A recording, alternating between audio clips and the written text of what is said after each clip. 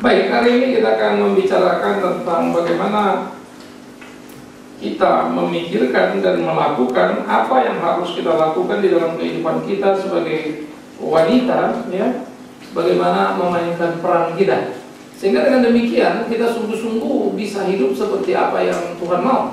Dan kehidupan di dalam menghidupi hari-hari kita sebagai wanita yang takut akan Tuhan bukanlah persoalan yang sederhana.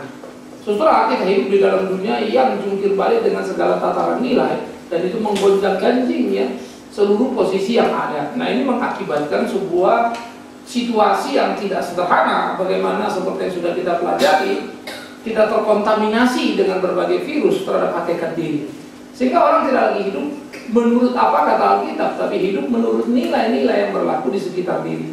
Nah, ini menjadi kesulitan tersendiri yang tidak sederhana, yang perlu untuk kita selesaikan, yang perlu untuk kita rapikan. Bagaimana kita bisa hidup melakukan apa yang menjadi kehendak Tuhan. Nah, ini akan menjadi pemikiran kita. Bagaimana kita menemukan panggilan ilahi itu di dalam diri kita, atau dengan kata lain, apa sebetulnya kata Alkitab tentang hidup kita, ya? Apa kata Alkitab tentang tugas dan tanggung jawab kita? Nah, ini yang akan kita pikirkan bersama-sama, saudara yang kasih. Ya. Yang pertama, kita mesti melihat dulu apa yang dikatakan Alkitab, bahwa wanita itu diciptakan untuk menjadi penolong yang sepadan. Istilah penolong yang sepadan menjadi sangat penting, saudara. Penolong tapi sepadan. Kalau misalnya kita di rumah, kita punya pembantu, kan gitu ya. Pembantu rumah kita adalah pembantu tapi tidak sepadan dalam pengertian posisinya. Kita majikan, ya dia pembantu kita. Kita menggaji, dia terima gaji. Dia adalah orang yang kita bayar. Tetapi di dalam pengertian ini, bagaimana penolong yang sepadan adalah wanita menjadi penolong tetapi sepadan, sehingga tidak untuk menjadi pembantunya. Ini dua hal yang berbeda. Nah, diskriminasi kita sudah belajar, kita tolak. Emansipasi bukan itu pikiran kita. Partisipasi itu konsep Kristen, ya. Sehingga bagaimana membangun keluarga Kristen dalam keutuhan ini memang menjadi tidak sederhana. Khususnya ketika kita tergoda di dalam situasi siapa pencari nafkah di rumah, lalu kemudian akhirnya si pencari nafkah ini bisa mengatur lebih penuh. Nah, ini kan jadi repot, ya. Jadi artinya suka-suka dia yang cari nafkah, dia yang ngatur belakang, begitu ya. Ini yang harus kita pikirkan bersama sehingga merekonstruksi itu. Tetapi di tengah-tengah situasi yang pelik, kita tidak selalu beruntung mendapat suami yang mengerti secara utuh bagaimana seharusnya menjadi suami yang Kristiani, kan begitu. Tetapi kita tidak ada alasan, tidak ada alasan untuk tidak menjadi istri seperti yang Tuhan kehendaki. Nah, ini jadi mesti dibolak-balik dan harus tepat. Tidak boleh salah dalam mengerti, tidak boleh salah dalam memahami, ya. Sehingga kita menjadi tahu pas, tahu persis apa yang mestinya kita lakoni, apa yang mestinya kita kerjakan di dalam kehidupan kita. Jadi penolong yang sepadan itulah harusnya menjadi panggilan kita sebagai seorang wanita Kristiani dalam hidup sebagai seorang istri. Sudahkah peran itu kita mainkan? Ingat, mungkin kita kurang beruntung, suami kita tidak menghargai hal-hal seperti itu. Tetapi tidak ada alasan bagi kita untuk tidak menjadi wanita Kristen yang semestinya. Ya, tidak semua orang beruntung suami istri masuk surga, kan ya? Kan begitu dah. Ada yang suaminya masuk surga, istrinya ke neraka. Ada yang istrinya masuk surga, suaminya ke neraka. Ya paling tidak selamatkanlah dirimu, ya, supaya kamu bisa masuk surga. Kan minimal begitu, kalaupun tidak beruntung. Tetapi alangkah indahnya kalau kemudian kita menjadi orang-orang yang beruntung karena diberi kesempatan menolong pasangan kita. Nah, kita berkata, adalah istri yang suci menguduskan suaminya yang suci. Jadi konsep penolong yang sepadan, ya, yang di dalam bagian ini kita berbeda dengan suami, tetapi menjadi satu. Tidak mungkin kita bisa menjadi sama, karena kita memang tidak pernah ajar kita untuk menjadi sama. Nah, itu kita sudah belajar, ya, bagaimana partisipasi bukan diskriminasi, dan tapi juga bukan emansipasi. Penolong bukan penodong. Nah, itu kehidupan keimanan kita. Jadi kita harus menjadi penolong bukan penodong. Ini akan menjadi dinamika hidup yang indah dalam hidup kita bersama sebagai keluarga, sebagai pasangan. Yang kedua, bagaimana kita memainkan diri kita sebagai wanita, saudara yang dikasih?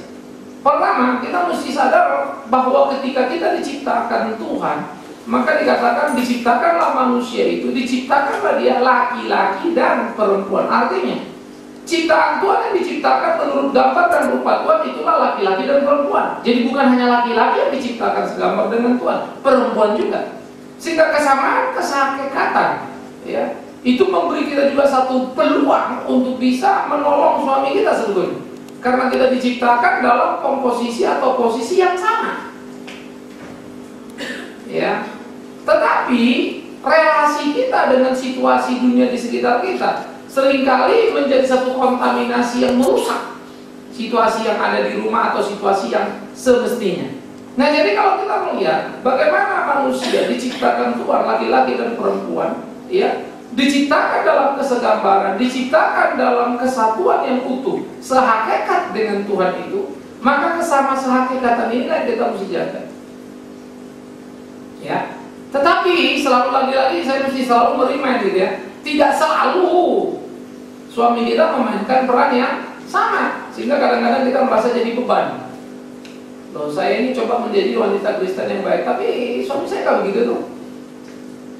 Lalu kita jengkel atau kemudian kita jadi marah kan begitu. Saudara-saudara, ini yang kita mestinya jaga baik-baik. Kita nggak bisa seperti itu. Bagaimana seharusnya kita memainkan peran kita itu dan kemudian menolong suami kita itu, ya. Yang kedua, kita diciptakan untuk menjadi pasangan pria. Ini hakikat wanita. Sehingga wanita tidak diciptakan untuk menjadi pasangan wanita. Itu sebab Tuhan menciptakan manusia dalam nilai heteroseksual, bukan homoseksual. Ya, homoseksual itu bisa jadi gay, laki sama laki, atau lesbi, perempuan dan perempuan. Homo itu bisa ke laki, bisa ke perempuan. Ya, kita kan suka bilang kalau laki, oh dia homo, tapi kalau perempuan, oh dia lesbi. Seakan-akan homo itu adalah laki-laki, kalau lesbi itu perempuan. Bukan. Homo itu satu. Ya, jadi kalau seksual, jadi artinya homoseksual itu seksual yang sama. Ya, kalau biseksual itu bisa kemana-mana, jadi dia bisa jadi laki, bisa jadi perempuan, itu juga rawan. Ya, kita adalah heteroseksual, itu yang Tuhan ciptakan. Nah, karena itu diciptakan untuk menjadi pasangan pria, ya, heteroseksual, ini menjadi sangat perlu untuk kita pahami bersama-sama. Itulah Tuhan menciptakannya, sehingga nilai-nilai kehidupan yang suci di dalam hubungan itu harus diperhatikan. Menjadi keberdosaan ketika seorang wanita kemudian atau seorang pria menjadi homoseksual. Ya. Jadi kita tidak diciptakan untuk menjadi pasangan sesama atau pasangan wanita gitu ya. Tapi wanita diciptakan untuk menjadi pasangan pria.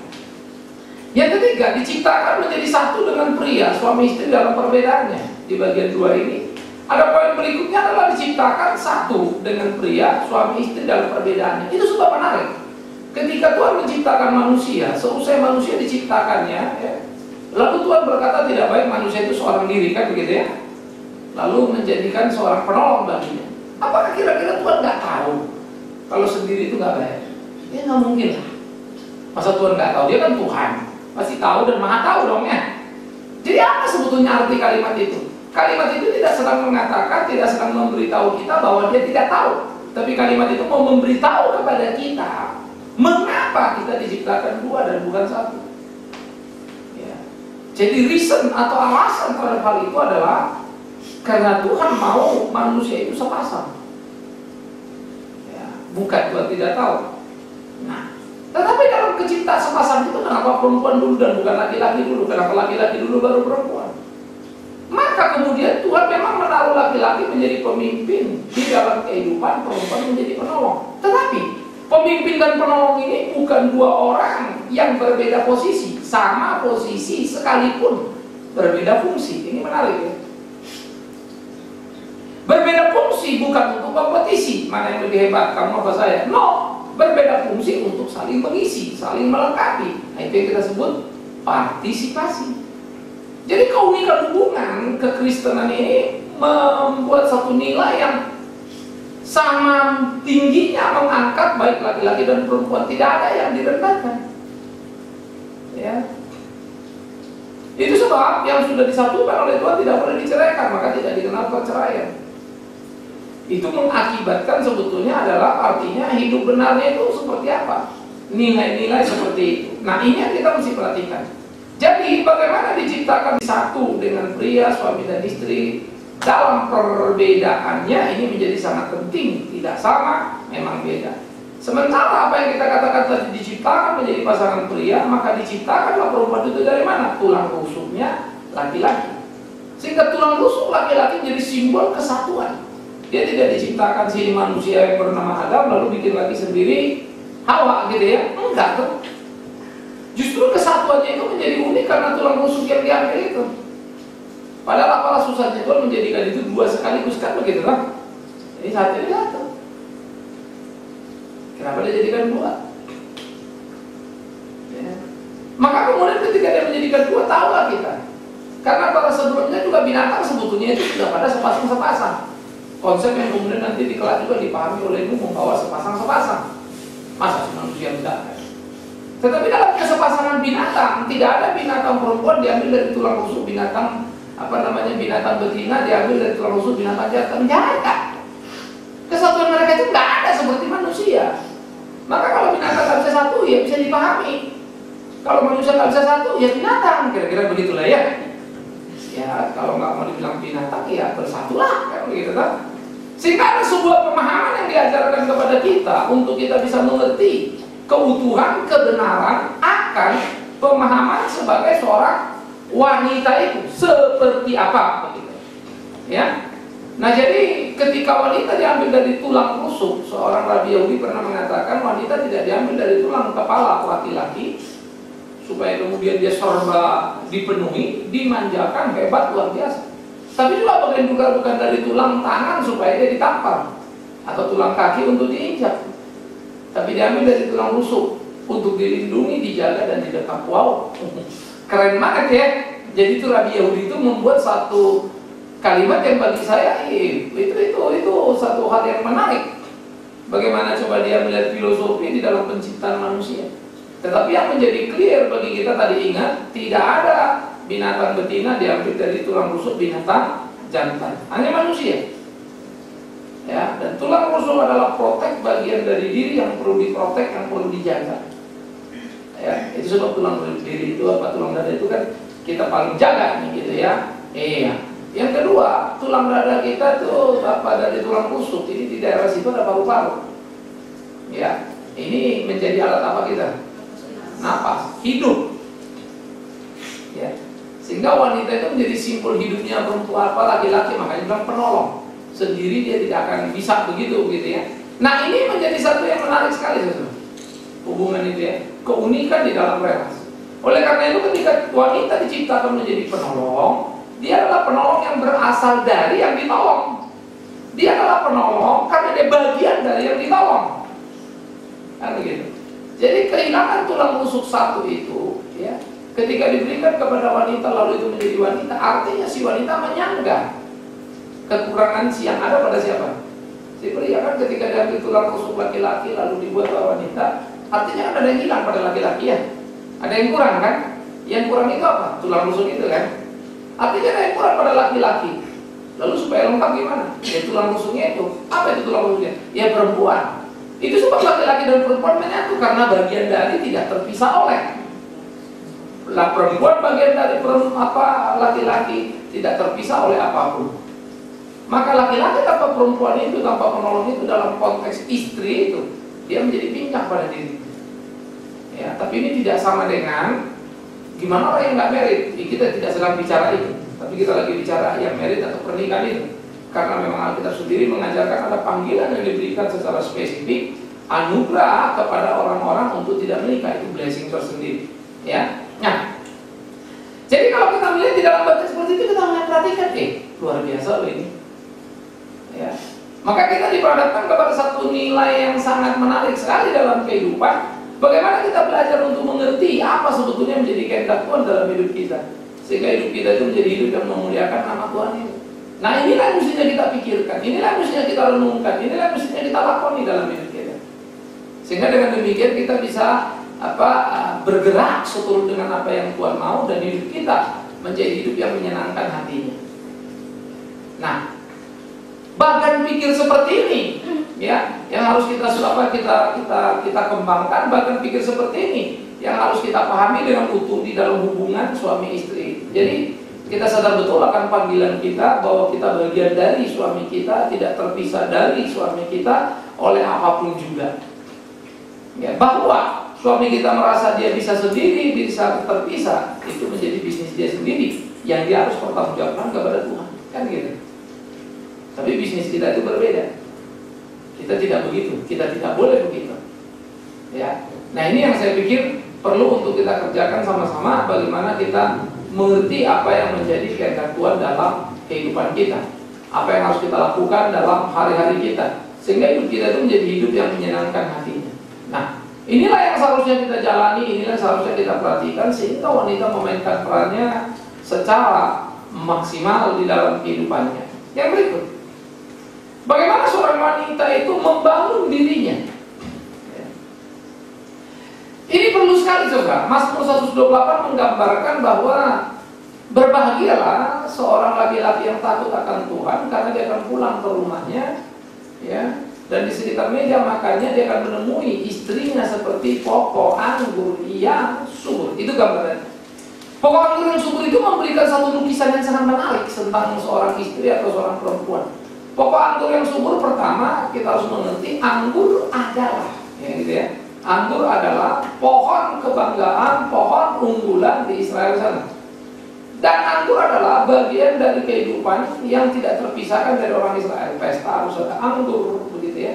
Musim dingin harus ada anggur dan seterusnya.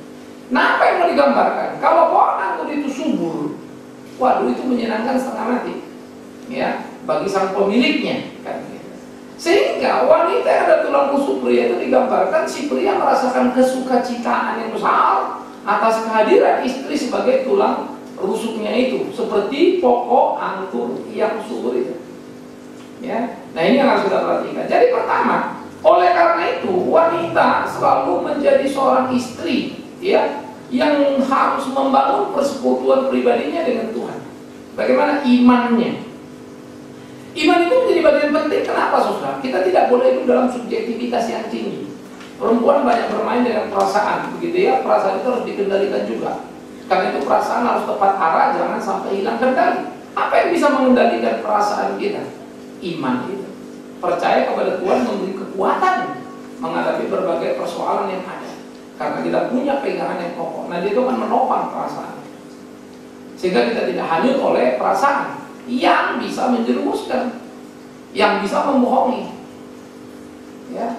Nah, jadi perasaan itu harus dikelola, dijaga. Nah, itulah persekutuan pribadi dengan Tuhan, itu iman. Yang kedua, bagaimana belajar firman Allah secara utuh? Itu pengetahuan.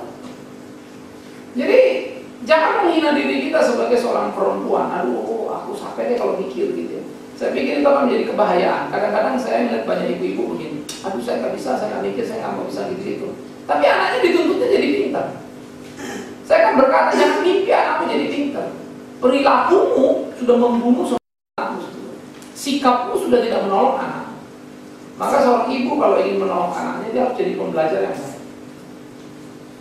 Ibu yang selalu bilang, aduh capek, saya nggak bisa ngerti, saya nggak bisa. No, belajar. Berapapun yang kita bisa, itu soal nomor 2 ya. Ini yang kita bisa belajar, ini yang kita bisa dapat, ya sudah. Tetapi tidak boleh kita kemudian jadi ibu yang saya ibu rumah tangga, saya nggak tahu, nggak bisa. Kita mesti mau tahu ya, dan itu akan menolong anak kita sebetulnya, menolong banyak sekali ya. Karena itu saya menemukan yang saya katakan tadi, banyak ibu-ibu bilang begitu, apalagi kalau di PA. Saya lucu, saya bilang, yuk PA sebagai ibu belajar lalu nyerah dulu, susah belajar ini, nggak bisa itu.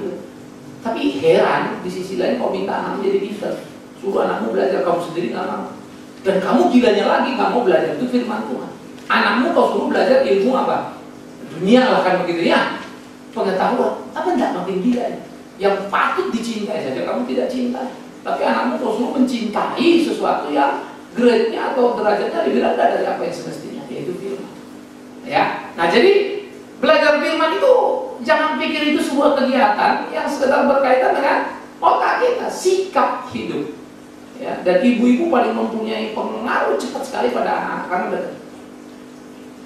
Ya, maka seperti apa direkamnya dilihatnya ibunya, begitulah yang terekam. Ya, yang ketiga bagaimana kita belajar mengenal, menggali potensi diri, pertumbuhan. Siapa saya, bagaimana saya, apa yang saya bisa, itu ibu mesti kembangkan. Karena terlalu banyak sebetulnya dalam aspek kehidupan di mana ibu akan memainkan peran penolong maksimal kalau si ibu tahu apa yang dia bisa. Seringkali si ibu tidak menjadi penolong yang maksimal karena dia nggak tahu apa yang dia bisa. Semua serba nggak bisa. Padahal kalau kita belajar, akhirnya semua kita akan serba bisa. Itu cuma mau belajar apa nggak aja, nggak jadi ahli kan ya, tapi bisa. Kan itu yang kita perlukan, bisa, bukan ahli. Ya. Saya selalu bilang anak-anak saya, kalau kamu bawa mobil, selalu kamu bayangkan nih kotak ekor api. Kalau kamu belok begini, buntutnya kemana, kamu udah bisa hitung. Jadi waktu kamu mundur, kamu apa, gampang sekali gitu. Kalau cara mundur begini, 2-3 kali. Cara mundur 1 kali ini masuknya. Nah ini kayak ekor api masuk kita. Nah kalau kita pepet, udah pepet banget gitu kan, itu gampang. Ketika sudah di ujung sini, belok ke kanan, belakang, nggak usah takut, belakang akan menjauh kan begitu. Udah pasti lulus. Padahal kita beloknya begini, kita pikir ke belakang kemana? Enggak, dia tinggal di sebelah kirinya sana ada apa-apa, nggak ada apa-apa ya udah, pasti lolos itu. Makanya kalau kita pepetan sama orang pas papasan gitu ya, aduh kalau dapat ketemu orang yang baru belajar mobil, macam kan? Suruh maju aja berarti ketakutan setengah mati. Ya sampai tua juga kalau kita mau begitu mati tidur di situ aja sekalian. Ya. Itu kan sederhana sekali. Sehingga saya seringkali mesti buka kaca mobil kalau bapak saya itu, tolong maju dikit, ayo maju, saya maju, kau maju pelan-pelan, nggak kena itu mah. Lucu ya jadi kayak tukang parkir, berarti itu juga bawa mobil. Dan gitu juga lagi lewat. Why? Karena sebetulnya selalu orang banyak mau bawa mobil, nggak pernah mau belajar. Ah, buktinya bisa Pak? No. Kamu bisa sekedar bisa. Kalau kamu belajar, kamu akan ngerti banyak. Kenapa ada orang kalau parkir 3-4 kali? Udah lama, nggak lurus lagi parkir. Karena kamu belajar. Gak mungkin lah kamu bawa mobil sudah setahun, udah 100 kali parkir. Masa nggak sih nggak bisa juga? Karena nggak belajar. Kalau belajar pasti rapi. Kenapa sih tiap kali dia parkir mobilnya belok melulu bannya? Nggak lurus gitu. Nah, itu pengaruh ya ke ball joint dan lain-lain di dalam sistem mobil itu sendiri. Itu punya pengaruh kepada setir. Ya mau nggak mau, makanya orang bilang hanya mesti di setir lagi dia punya setir. Ya. Kebiasaan yang tidak dipelajari, simpel sebetulnya ya. Makanya, wah dia jago, ya laki-laki jago bawa mobil. Bukan, laki-laki itu lebih memperhatikan logika. Kalau gini, kalau gini. Akibatnya dia lebih belajar. Banyak juga laki-laki yang nggak belajar. Nah ini yang kita mesti perhatiin. Menarik ya. Jadi sebetulnya itu ada dalam kehidupan sehari-hari, pertumbuhan kita, kemampuan kita, perkembangan kita. Maka belajarlah. Kemudian bagaimana kita belajar juga melalui kehidupan bersama suami dewasa. Kalau tipe suami kita udah tahu begitu, ya sudah, jangan mimpi terlalu banyak untuk dia berubah seperti yang kita bayangkan. Suami kita nggak romantis, ya. Kita berdoa supaya dia jadi Romeo, kita Juliet, ya elah. Yang laki produknya begitu, dapatnya 25 tahun, apa dia ngapain? Makanya waktu milih pasangan kan kudu hati-hati. Ya begitu dapat mau berubah apanya lagi? Nah, mungkin. Tapi kan dalam Tuhan mungkin, Pak. Ya apa juga dalam Tuhan mungkin, tapi artinya mungkin itu adalah dia lebih baik, dia lebih tulus kan gitu ya. Mungkin sedikit lebih romantis, tapi jadi romantis ya nggak bakal. Sama saja kan kamu minta suami saya kan mungkin lah. Tuhan berdoa apa saja mungkin. Saya berdoa supaya dia jadi perempuan. Ya sudah permintaan gila kan? Masa kamu minta kepada Tuhan laki menjadi perempuan? Bisa nggak? Apa yang Tuhan nggak bisa? Tapi Tuhan nggak akan lakukan itu kan? Jadi artinya permintaan kan kita mesti kita nalar. Nah karena itulah kita belajar untuk dewasa lihat. Ya itulah suami kita itu. Tinggal bagaimana kita mulai meluruskan. Masuk pelan-pelan untuk ngomong sama dia supaya bisa benar. Kita nggak dewasa lah, kalau dia lagi ngamuk-ngamuk gitu, lagi pulang capek, udah jangan dia omongin. Itu orang dewasa, udah tahu lah kalau dia ada gini. Makanya tahu kegiatan suami itu apa. Suami saya dari mana, ngurus apa, kira-kira pulang. Pasti dia ini agak seneng. Yang baik lah dikit, yang manis lah dikit. Pak mau minum atau apa? Jangan buru-buru, Pak, uang sekolah belum ada nih. Ya ngamuk deh. Duduk aja belum, stres belum turun, udah uang sekolah yang diomongin. Ngomong pula lagi, 3 bulan udah tertunggak, tambah berat lah. Jadi kadang-kadang kita ribut, lalu kita jawabnya apa? Iya suami saya kelewatan Pak, saya ngomong kasih tahu dia marah-marah. Padahal sebetulnya bukan kita kasih tahunya marah, cara kitanya, situasinya, waktunya kita nggak tepat. Saudara boleh mulai lihatlah keributannya kalian dengan pasangan ya, dengan suami-suami. Nggak ada keributan yang terlalu prinsip. Semua urusan kecil, ya numpuk-numpuk lama-lama jadi antipati, jadi nggak suka. Nggak suka ya sudah, apapun jadi nggak suka, apapun jadi jelek. Ya, sehingga sebetulnya ada kesederhanaan dalam mengelola, mengatur semuanya. Ada cara yang mesti dipikirkan, yang bisa membereskan semuanya. Nggak mungkin lah persoalan nggak bisa diselesaikan. Ya, kan? Sigap. Jadi sebetulnya itu di dalam kerja, di dalam apa, semua itu sama. Begitu saya bawahan, saya tahu atasan saya apa kebiasaannya apa. Wes, kalau udah gini pasti kena marah, udah tahu, udah juga. Kalau gini apa sih bagus, dia senang, udah tahu, udah senang. Begitu juga saya atasan, waktu saya kerjakan satu proyek, kalau gini perusahaan bisa bangkrut, tahu jadinya gimana, mesti dia hitung. Kita nggak bisa kan, kecuali ada eksiden di luar kemampuan diri. Dia baik, kayak gitu ya. Itu kan musibah kan. Tetapi ketika tidak musibah, bagian kita harus belajar. Nah itulah namanya kedewasaan. Jadi makin dewasa menyikapi sesuatu dan akan makin menyenangkan. Berumah tangga itu akan teduh sekali kalau istrinya dewasa. Suaminya tukang ngamuk-ngamuk pun hanya jadi capek. Ya. Saya selalu ingat satu tante, jadi lagi seminar begini, saya suruh saya masing-masing gitu ya, dia sharing. Pak Pendeta, sebetulnya sih ngadepin suami yang mau ribut dulu mah nggak susah kok. Ayo tante cerita. Dia cerita. Dia bilang apa? Dulu saya nikah sama suami saya 5-10 tahun ribut. Padahal yang salah ntar kita ngomong kita kasih tahu ribut lagi. Lama-lama tante capek juga. Pikir-pikir ini kalau diladenin nggak pernah nggak. Dia salah aja pun ribut. Apalagi kita yang salah. Waduh ributnya kayak ampun-ampun. Akhirnya apa? Mulai itu tante belajar ya. Tante ngomong sama diri, pokoknya kalau dia ribut, tante kalah ini. Biar kata dia salah, tante biarin. Ya. Sampai kemudian saking seringnya begitu, si suami lama-lama dari marah 5 menit jadi 4 menit, 3 menit, 2 menit, 1 menit, capek sendiri. Nah oleh capek nanti tenang baru si tante ngomong. Ini lupa banget. Oh iya.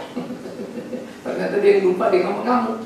Daripada dibantah dulu, si tante cari lagi. Ketemu dia baru, dia nggak ngomong, nggak aku nggak pegang, dia nggak ngotot. Ini biarin aja dia di sini. Ya, cari, ini loh. Tanya Simba, saya tanya, papa yang taruh di situ. Malu suaminya, karena dia udah ribut, istrinya kalah dia. Dia rasa guilty sebetulnya, tapi gengsi ngaku kan itu ada sebetulnya ya. Nggak apa-apa lah kan diakui, yang penting kan dalam hati dia sudah ada perubahan. Jadi lama-lama dia berubah. Akhirnya kami sampai tua ya nggak pernah ribut. Ya gimana mau ribut? Suaminya ribut, istrinya nggak ngeladenin. Ya nggak bakal ribut. Yang ribut gimana? Ya kalau diladenin nggak bakal rame-rame. Jadi ada trik-trik tertentu, cara-cara tertentu ya kadang saya pikir, bener juga ya. Cara menyadarkannya, ya maka kita melihat situasi kita, hidup kita, memainkan peran. Toh akhirnya hidup ini kan tentang kita, tentang anak kita, dan hidup kita kan bukan sehari atau seminggu atau sebulan ya, atau setahun, sampai mati ya, sama-sama sama dia. Nah kalau kita ngeliat dia kayak monster, tiap hari ketemu monster, kan lama-lama kita juga jadi monster. Ngeri ya, itu kan tidak mudahnya berumah tangga. Ya seni itu harus kita kembangkan. Jadi bagaimana kemudian kita menjadi pokok anggur yang subur dengan ada yang di atas tadi, menyenangkan, membanggakan gitu ya. Sehingga suami itu, waduh bangga banget ini istriku. Ya, ada kebanggaan untuk mengatakan itu. Ya, nah, saya pikir ini yang harus kita tumbuh kembangkan, yang harus ada di dalam keseharian kehidupan kita. Nah ini harus menjadi benar modal kita, bekal kita untuk kita hidup menyenangkan hati Tuhan.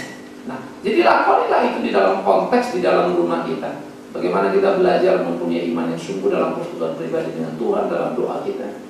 Tapi ikuti dengan pengetahuan, belajar Alkitab, makin mengerti, menempatkan diri, ya, bertumbuh dalam pengenalan potensi diri sehingga bisa ada yang bisa dikerjakan. Saya melihat banyak suami-suami yang kemudian tidak kerja, istrinya berperan luar biasa. Tapi memang istri-istri itu rata-rata kalau saya perhatiin memang orangnya kreatif. Akhirnya jualan ini, jualan hidup loh. Malah itu bukan saja hidup, ekonomi cukup stabil banget. Saya kagum pada perempuan begitu. Ya, jadi dia nggak teriak ribut, dia banting tulang, dia bikin cara. Waduh, itu hebat ya. Nah itu potensi dirinya dia temukan. Ya bisa 1, bisa 2, bisa 3, bisa 4, bisa 5, bisa 6. Saya kadang kalau nonton TV itu nggak sedikit saudara-saudara itu ya dari muslim pakai jilbab. Ini memang sulit, lalu si tangan ini bikin kertas jadi ini. Wah, kreatifnya.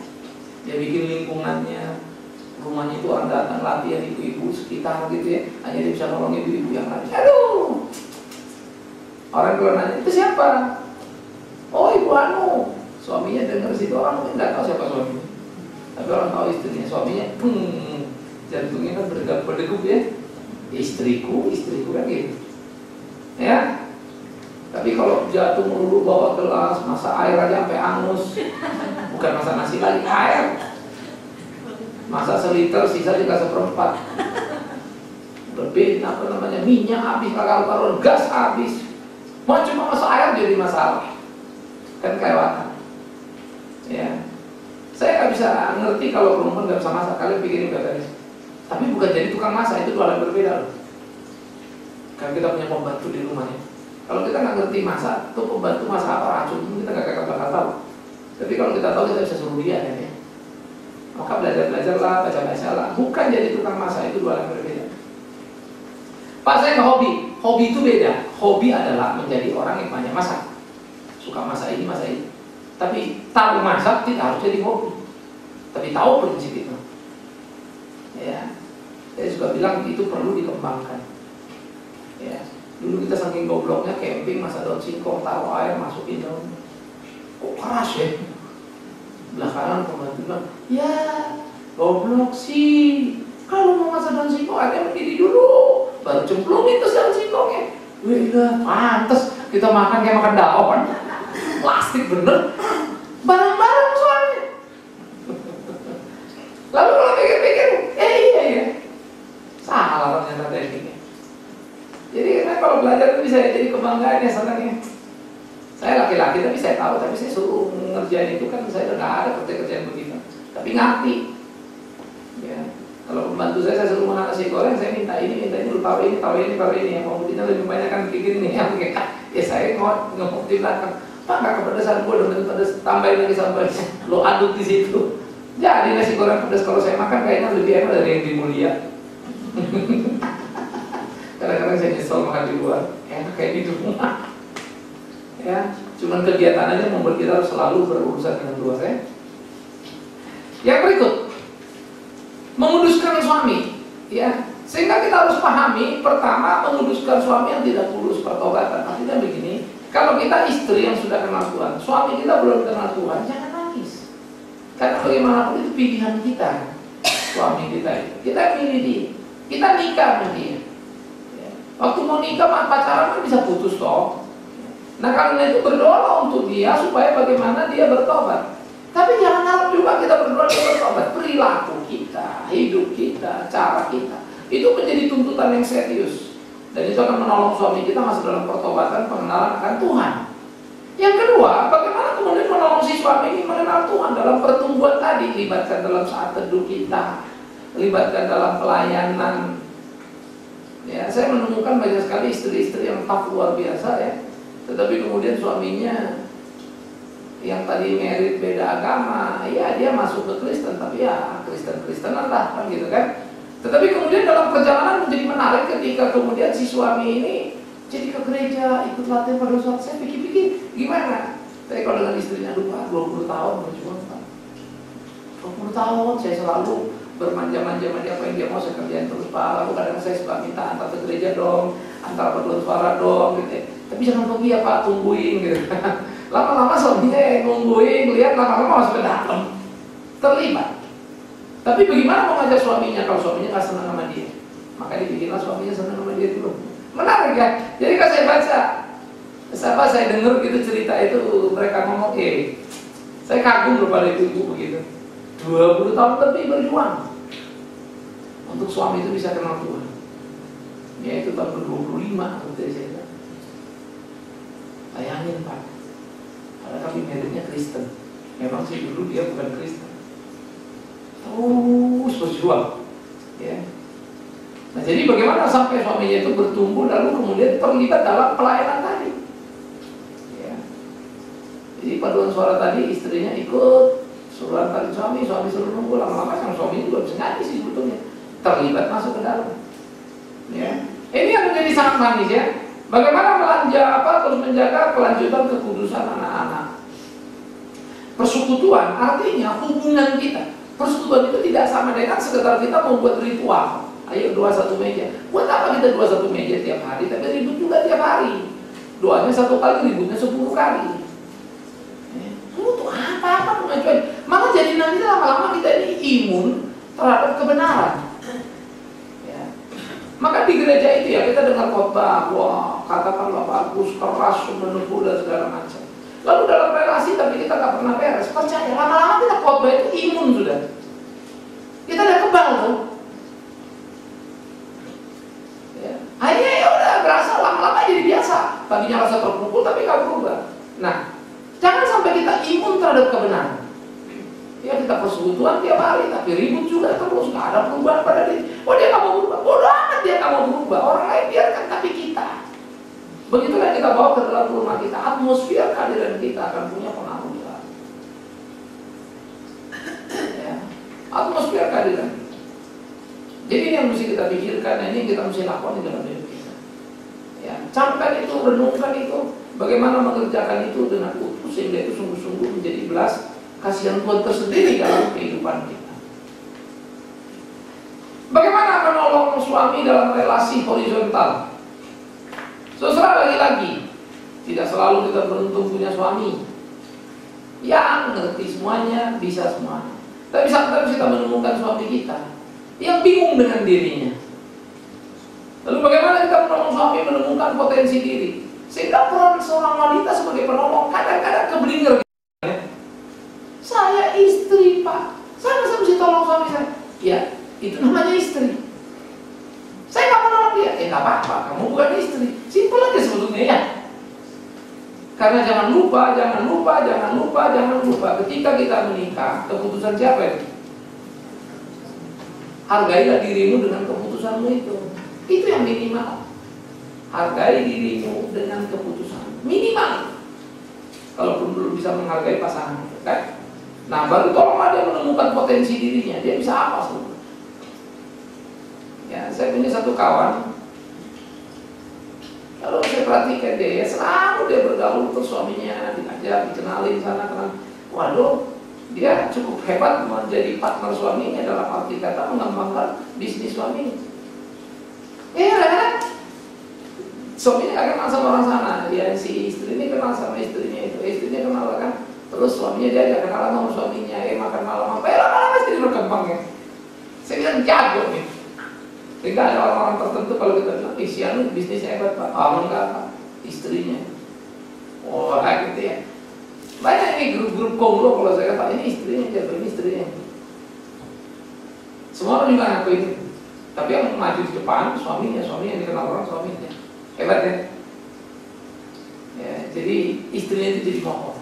Tapi yang menarik saya selalu salut itu suaminya dia respect. Itu menarik, jadi suaminya tetap dikenal orang di depan. Ya, beberapa yang gede-gede konglo itu ya, sudah konglomerat itu, apa itu? Ya. Kemudian bagaimana menolong suami itu mengaktualisasikan peran. Nah, itu posisi tadi, jadi sama yang saya bilang tadi, istrinya kuat, istrinya menolong, tapi dia selalu di belakang. Yang gawat kalau istrinya sampai ngaturin suaminya. Pak, tolong Pak ambil air, haus nih. Pak, ambil makan, Pak, siapin piring. Buset dah.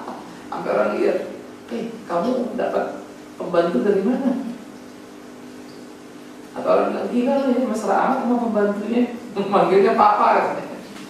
Padahal memang suaminya. Nah itu sebab kita kemudian bagaimana mengaktualisasikan suami itu di dalam perannya itu, khususnya dalam pertemuan sehari-hari ya dengan orang lain. Janganlah kita di depan orang misalnya negur suami kita itu, gak bisa begitu, kita marah. Saya jujur aja loh, mau siapapun kalian, saya udah punya nilai minus. Kalau juga bisa respect suami, saya nggak ngerti itu kemana pun kayak apa. Jangan apa karena anak-anak akan jadi anak yang manis dan baik. Kita sedang menghancurkan rumah tangga kita. Jangan. Ini bukan soal diri kita saja. Sampai saya cerita suami saya begini. No. Makin kamu bikin begitu, makin hancur dia. Makin nggak bisa dia bangun, makin hancur juga rumah tangga kita. Karena itu akan berubah bareng-bareng. Kita Kita nanti akan punya anak laki, lucunya mau copy paste. Dan kalau kita punya anak perempuan, lucunya dia juga akan perlakukan papinya begitu, walaupun mungkin beda dengan bapak, karena dia rekam. Nah, ini kita harus hati-hati dalam diri kita. Nah, bagaimana kita memainkan peran itu? Bagaimana menolong suami itu mengaktualisasikan perannya itu penting setengah mati ya. Buatlah, lakukanlah, kerjakanlah. Jadi kalau kita menjadi wakil dari suami kita, misalnya nggak bisa ada cara, jadi kita wakil, tunjukkan kelas kita. Sehingga suami kita kemudian orang dapat laporan, wah thank you ya ibu tadi gini peran semua beres. Waduh kita rasanya peng. Ya. Kalau orang komplain, lu gini bini lu begini, nggak ada kacau lalu semuanya. Jadi itulah keunggulan wanita ini sebagai penolong ini, wow, emang hebat ya. Menolong suami membangun karya dari pekerjaan yang saya bilang ketika suami itu tidak mampu. Ya. Sampai yang saya bilang tadi ya, ada orang kemudian buka restoran. Ini saya hanya tahu tuh pas lagi saya makan di Adil, saya perhatiin itu, saya ngobrol-ngobrol jadi tahu. Suaminya ngurusin bagian, oke pak bayar segini. Tapi ketika saya lihat restoran itu suaminya nggak ngerti sama sekali itu sama saya. Yang motor ini istrinya yang jago. Jadi sebenarnya suaminya yang punya kerjaan, tapi kemudian ya suaminya, jadi setengahnya dia suami ikut istri lah sebenarnya ya. Cuman kalau kita ke situ kan berurusan sama suaminya, jadi kesannya ya suaminya yang punya kan. Ya. Tapi kalau saya ini begini, ya dulu gini, bisa cepat gitu. Hebat, jago dong. Ya. Sehingga biasanya bagaimana suaminya itu kemudian menjadi seorang pengusaha dalam tanda petik, tapi sebetulnya motornya siapa? Istri. Itu hebat. Ya. Walaupun tidak selalu beruntung, kadang-kadang ada juga istri udah jadi motor, ya suami jadi tukang judi, ada juga. Ya, satu orang lagi konsulat telepon, Pak, saya ada stres nih Pak, istri suami saya ini ada berapa tahun terakhir nggak habisin hampir 2 M, dan total sekian tahun ini ada lebih berapa M, judi dulu. Hanya orang lagi datang ke rumah. Ya, saya mau tahu anak-anak semua aset saya Pak. Saya kerja keras dan gitu loh. Saya kasih dia megang toko, uang hilang semua. Ya. Sampai sekarang dia udah seperti jadinya sekarang saya latih dia, jadi dia kerja seperti kerja sama saya, dia mau gaji bulanan. Di bulanan terserah dia mau habisin apa, pokoknya itu sebulan. Kalau dikasih lepas hancur, jadi ada pembelajaran kan. Saya bilang tuh hati-hati ya untuk menempatkan itu. Lalu harta mau jaga ini gimana? Akhirnya ngomong harta terpisah, ngomong bagaimana saya pindahin nama ke anak-anak, ya beli juga rumah, mobil nama dia jual aja kan kacau semua kan gitu, karena habit cucinya nggak bisa habis. Ya, nah sehingga bagaimana cara mengatasi? Ada problem serius ya, tapi capital mereka punya. Ternyata bumerang juga, nggak selalu lolos kan. Nah itulah saya bilang tadi, memainkan peran sebagai istri jadi tidak mudah. Ya. Sehingga dia mesti ngelus dada, nolong suaminya, bukan saja bagaimana hidup sungguh-sungguh, pertobatan, tapi juga keuangan. Yang satu masih enak ya, suaminya kaya raya, hebat, jago dagang, tapi belum kenal Tuhan. Lain kan ya, pergumulannya satu. Ini dua sisi udah. Kerja ada, judi melulu, nggak ada, komplit lah sudah. Ya, nolong didik anak juga enggak kan gitu. Sehingga bagaimana kemudian menjadi tidak sederhana. Ini harus hati-hati ya. Bagaimana menolong suami juga memelihara persatuan, memainkan di dalam persekutuan, di dalam rumah. Ya, apa yang ngomong, kita mesti lihat ya. Kalau saya dominan, saya tidak pernah mau maju urusan apa yang maju. Mungkin istri saya kalau saya suruh kamu maju, mungkin dia juga kesal kali ya. Kok betul disuruh? Karena saya udah nggak usah saya maju pun saya udah dominan. Saya udah punya pengaruh, gitu. Saya pergi ke sini pun nggak usah pun saya udah ini. Ya, yang penting siapa yang perlu? Istri saya suruh maju. Saya nggak perlu lagi. Nah, saya nggak maju pun orang sudah tahu. Maka saya mesti lihat kan supaya ada apa? Keperimbangan. Jangan sampai nanti saya melejit. Omongan saya A, B, C, D, B, kemudian dengan orang istri saya misalnya nggak ini kan jemplang nih. Nah, saya mesti diangkat kan. Nah, tetapi istri juga mesti tahu naik. Sehingga seimbang gitu. Kalau nggak kalian akan rasa beban setengah mati tuh. Ya kan.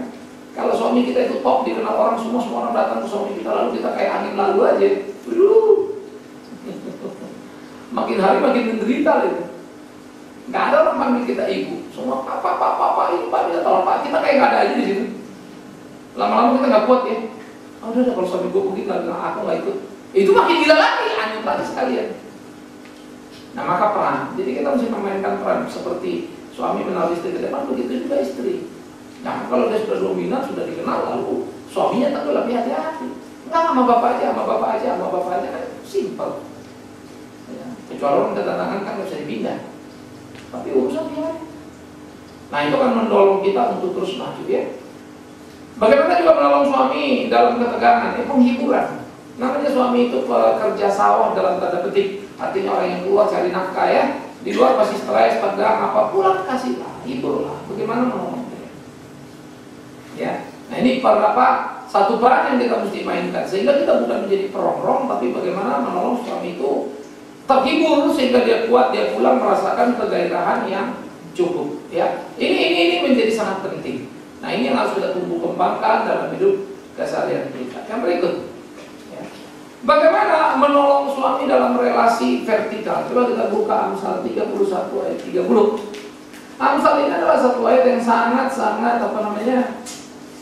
terkenal sebagai istri yang bijak begitu ya. Sehingga orang Amsal juga satu begitu ya.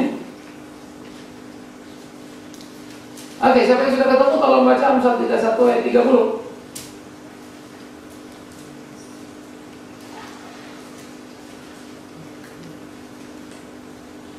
Kemelekan adalah bohong dan kecantikan adalah sia-sia.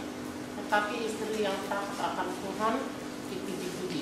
Oke, maka kalau kita melihat di dalam relasi vertikal tadi ingat ke atas, bagaimana takut akan Tuhan menolong si istri, ya, menjadi sebuah kepujian dan kebanggaan suaminya. Ya. Jadi, akhirnya suaminya lihat kalau suami nggak kenal. Lama-lama kalau dilihat istri saya ini, oke, lama-lama dia jadi berubah. Saya kasih satu contoh case menarik. Ada seorang teman ya, jadi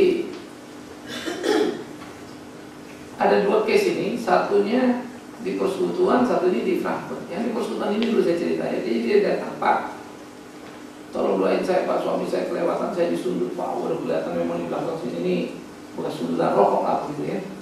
Saya digampar apa segala macam. Oke.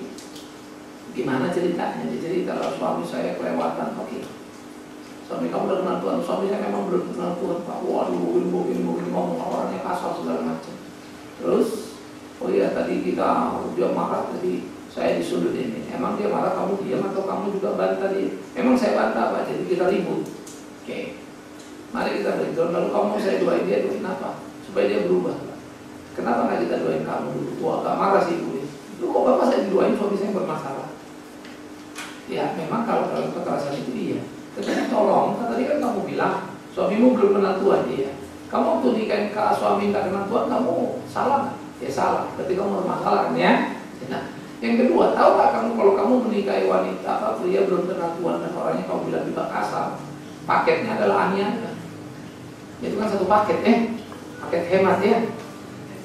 Suami tidak takut Tuhan ya tukang ribut kan gitu. Dan yang ketiga, dia ribut lalu kamu ladenin kan, lalu tegang aja jadi setelah penyudutan itu kan nggak otomatis begitu. Ya, artinya saya mau bilang kamu kan merasa tahu kamu dekat dengan Tuhan ya wanita Kristen iya, tapi kamu ladenin dia begitu. Itu menunjukkan nggak kita sebagai wanita Kristen? Enggak sih Pak. Jadi yang masalah siapa? Ayah diam ya. Nah, kalau begitu kita doa dulu. Percayalah Tuhan akan pakai kamu memenangkan suamimu. Tetapi bagaimana kita doakan suamimu kalau kamu sendiri kamu nggak sadar kamu salah? Tuhan mau dengar apa dari doa itu? Kau doakan suamimu, kau sendiri tidak berubah, ya kan jadi repot dong ya. Maka saya suka ketika dalam doa Bapa kami, ampunilah dosa kami seperti kami mengampuni orang yang bersalah kepada kami. Itu artinya mau mengajarkan kepada kita, nggak usah mimpi terlalu jauh-jauh. Tuhan akan beri, tapi pemberian Tuhan itu ada dalam tindakan kita. Lakukan. Kadang-kadang kita doa puasa jungkir balik, minta ini, tapi kita nggak kerjakan, omong kosong. Ya. Nah kemudian saya bilang dengan begitu kita berharap suami kamu berubah. Ya kita berdoa-doakan juga suami. Oke Pak, thank you. Yang satu lagi adalah di Jerman. Kita kebaktian, lalu suaminya drop dia. Baik sekali, retreat apa juga ya. Saya kalau ingat ini nggak cerita. Ya. Lalu pas lagi datang saya juga bingung. Suamimu mana tadi kan ikut? Oh dia ngedrop doang Pak. Padahal perjalanan itu 3,5 jaman. Ya. Dari kita mesti berangkat dari Köln pada waktu itu terus keluar kota. Jadi 3,5 jam pulang pergi, dia balik lagi. Ya. Total itu hampir 4 jam lah ya. Lalu kita balik lagi nanti belum gimana? Dia jemput lagi. Jadi dia bagian dari transportasi. Terus dia bawa alat-alat juga bantuin lah gitu ya. Ih, hebat bener kan? Cuman kenapa nggak ikut? Jadi saya ngomong dong, kenapa suamimu nggak ikut aja dong? Ya itulah persoalannya Pak. Loh kenapa? Iya dong. Itu masalahnya Pak. Suami saya kalau aja ke gereja dia cuma ngomongnya gampang. Ngurus anak sabar siapa? Saya apa kamu? Memang suaminya sabar banget sama istrinya enggak. Yang kedua tanya kalau soal waktu tepat mana? Kamu apa saya? Istri mas suaminya memang Jerman tulen. Tanknya tank. Ya. Kalau istrinya kan tank ya. Tank ya lewat terus itu waktu. Terlambat dulu, nggak pernah tepat waktu. Jadi ada 3-4 pertanyaan suaminya yang daily tiap hari di rumah. Ya. Kemudian kalau kita ribut, siapa yang paling panjang mau ribut terus? Nanya ini ribut ini nggak bisa paham. Istrinya diem. Ya. Jadi yang nggak tepat waktu istrinya, kurang sabar istrinya. Kalau ribut juga begitu. Suaminya cuma bilang udah nggak usah diperpanjang banyak. Saya takut kalau saya nanti ke gereja, saya jadi kayak kamu. Jadi nggak tepat waktu. Istrinya kau nggak bisa ngomong, kesel. Pak saya nggak bisa ngomong. Dia bilang jawab, gampang. Saya juga bingung kalau kamu jadi Kristen bertahun-tahun tapi nggak berubah. Karena orang Kristen ini penyakitnya satu. Semua merasa dekat Tuhan kalau pelayanannya banyak. Dekat. Tapi tidak mengukur kehadirannya di mana orang ada. Jadilah garam dan terang. Itu ukuran yang Tuhan mau. Percuma kamu bangsa ini memuji memuliakan aku dengan mulut, bibirnya, hatinya juga aku muat. Itu kalimat Tuhan. Nah, begitulah kita di dalam hidup kita. Bagaimana kita melakoni ini supaya kemudian hidup kita itu menjadi hidup yang berkenan kepada Tuhan. Hidup kita itu menjadi hidup yang menyenangkan hati Tuhan. Nah ini kan mestinya kita pikirkan saudara, sehingga kita memainkan peran kita, ya, dan akhirnya itu menjadi sebuah nilai yang manis dalam hari-hari kita. Nah saya harap ini bisa menjadi perenungan kita, pemikiran kita, bagaimana kemudian itu bisa kita lakoni dalam keseharian kita dan kita memainkan peran apa yang Tuhan mau dalam hidup kita sehingga hidup kita menjadi hidup yang memuliakan Dia. Ya, ini yang perlu. Sehingga penting untuk kita perhatikan ya, menolong suami dalam keluarga kita dalam menjadi imam ya. Reposisi diingatkan karena posisi itu memang harus itu. Kedua, mengingatkan suami bersekutu dengan Tuhan kita. Tetapi ingat, tanpa posisi kita yang bagus, kita akan bagus. Ya. Ketiga, menolong suami kita membalance kerja. Jadi jangan dia kerja uang dulu tapi spiritual. Tetapi bagaimana kemudian dia spiritual? Seperti satu ada orang bilang, kamu suruh saya doa-doa, kamu cuma ngabisin duit dulu. Yang cari aku gitu ya. Kalau mau juga aku cari duit, kamu jangan habisin. Gak usah suruh aku doa. Aduh, kadang-kadang jadi gak enak ya.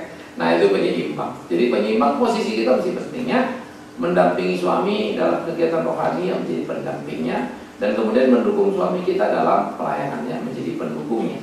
Tetapi ingat, jangan pernah mendukung suami kita dalam kesalahannya. Apapun baju dari kesalahan. Kesalahan itu bisa berbaju pelayanan, kesalahan itu bisa berbaju sosial, bisa macam-macam ya. Nah perlu kehati-hatian. Sehingga di dalam bagian-bagian seperti ini, istri kekuatannya di mana? Pada dirinya. Kan gitu kan? Ya, seperti yang saya bilang tadi, contoh tadi ya, bagaimana kemudian itu menjadi problem yang serius dan bagaimana itu menjadi masalah. Ya. Nah, saudara-saudara, ini yang mestinya menjadi perhatian kita di dalam hidup kita sebagai seorang wanita. Bagaimana kita memainkan peran kita, bagaimana kita menyadari panggilan ilahi kita yang memang Tuhan mau dari seorang wanita, sehingga dengan demikian kita akan memenangkan keluarga kita. Dan ingat, kemenangan keluarga kita bukan kemenangan urusan hari ini, ya, tapi sampai ke anak cucu kita. Kita mesti punya semangat, kita mesti punya gairah yang utuh. Bagaimana membentuk mereka, menolong mereka, sehingga lahirlah generasi demi generasi yang memuliakan nama Tuhan, generasi demi generasi yang melakukan apa yang menjadi kehendak Tuhan. Yang terakhir, jangan pernah berkata aku tidak mampu, tapi katakanlah Tuhan tolong aku di panggilan. Ketika kita menghadapi problem ya, Jangan pernah berkata ini terlalu berat, tapi katakanlah Tuhan kuatkan aku memikulnya. Jangan pernah berkata mengapa begini, tapi katakanlah Tuhan aku akan menjalaninya. Ya. Jangan pernah berkata ini bukan jodohku, tapi katakanlah ajar aku bertanggung jawab atas pilihanku di waktu lampau dan harapan di depan. Kita lakukan, kita memainkan peran, kita mesti bersiap-siap untuk melakukannya. Ya, saudara-saudara, kita stop sampai di sini. Silakan. Kalau kemudian saudara-saudara yang mau bertanya, mari kita masuk dalam ruang diskusi kita.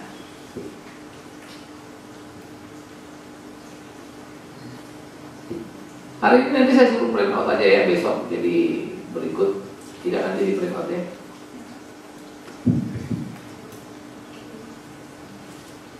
Mari, siapa yang mau bertanya?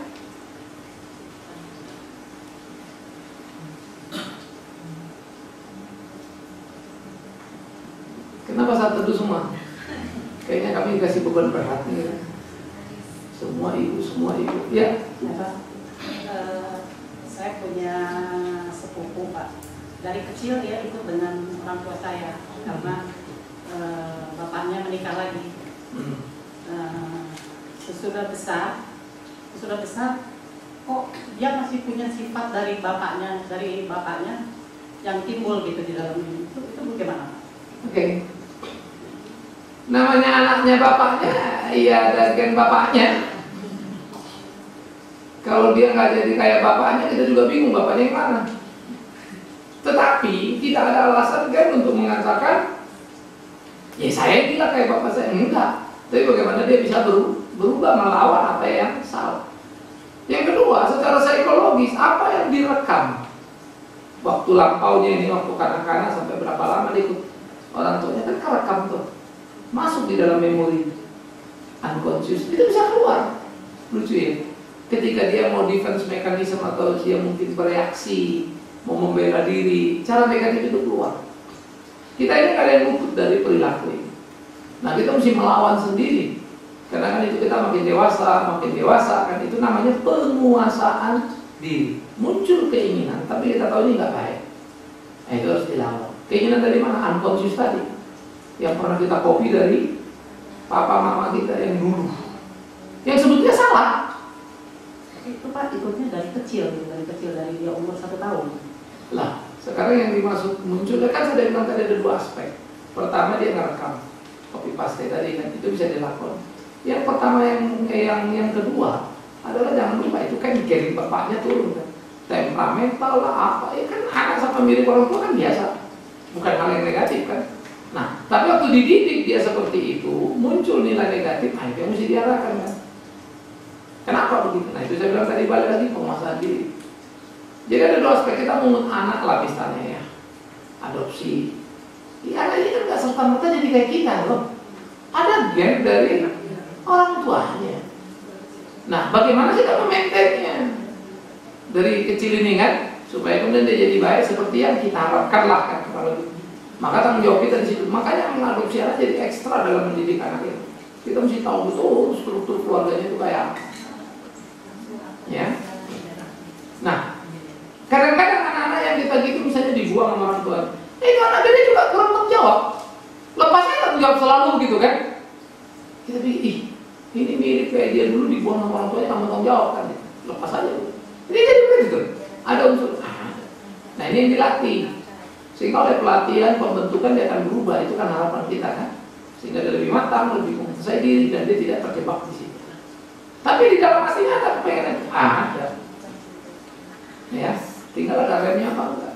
Kalau nggak ya bablas. Ya, jadi bisa. Nggak bisa enggak, itu orang tuanya kok gini apa ya. Good.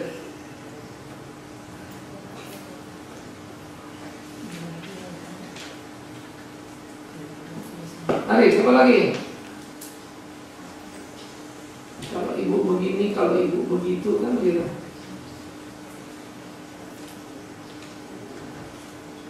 Ya. Bertanya bagi diri saya sendiri.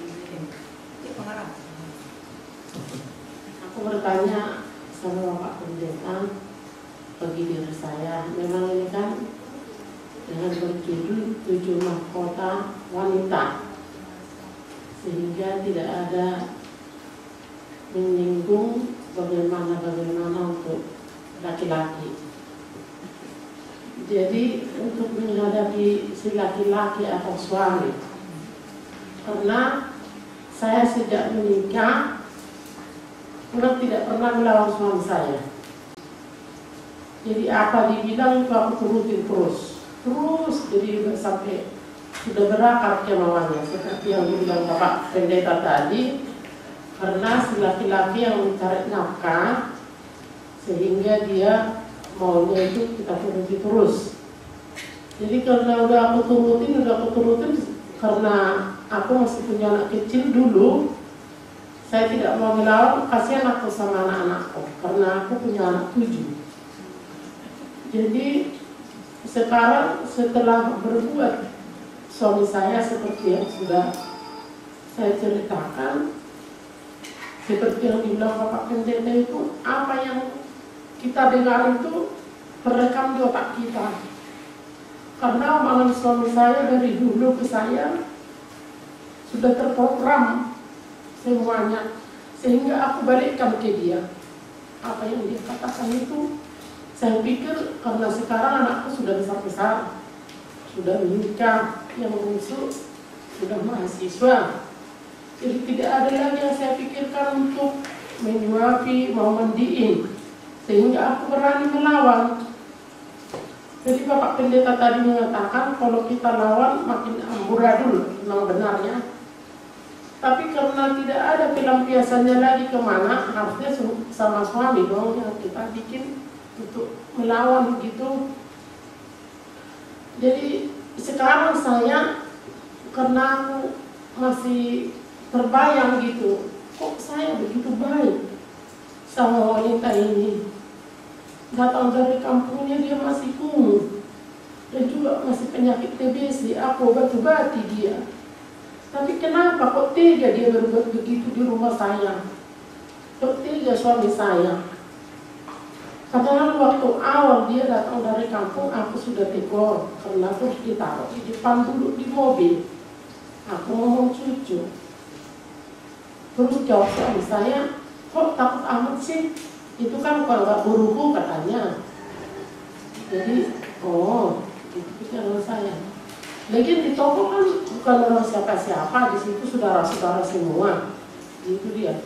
Rupa-rupanya itu terjadi perkataan dia itu yang buat saya jadi tidak menjaga lagi gitu, karena saya sudah ngomong cucu terus di rumah. Jadi inilah Pak Pendeta, dari hati saya tidak habis-habisnya, sehingga aku terus dirundung kesedihan.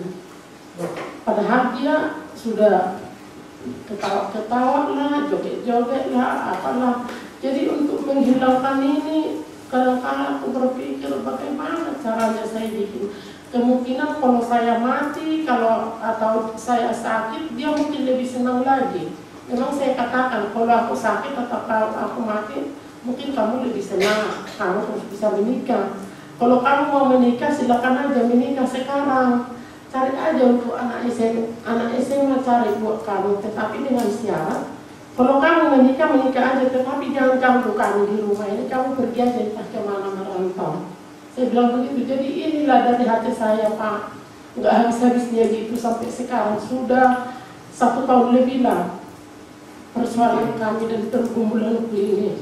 Tetapi aku berdoa, Tuhan, ini anak saya kawin sama paribannya si Anu, saya sebut nama suami saya, bukan pernikahan yang cinta, karena kuasa gelap dibuat suami saya kepada anakku supaya nurut sama dia untuk menutupi aibnya. Jadi inilah Pak Pendeta, nggak habis-habis dari hati saya begitu. Jadi saya untuk membuat jalan keluarnya, bagaimana caranya? Padahal aku sangat rindu kepada Tuhan gitu. Karena aku sudah bertobat yang sudah pernah saya ceritakan sama pendeta dari tahun 2004. Saya sudah benar-benar bertobat. Anakku diambil tsunami, apakah dia sudah lupa sama anakku yang diambil tsunami? Padahal dia hati saya belum habis-habisnya kok dia sudah berbuat lagi seperti itu, apa enggak? hancur batin saya, Pak. Begitu maksud saya. Oke. Hati saya ini sangat hancur banget rasanya batin saya.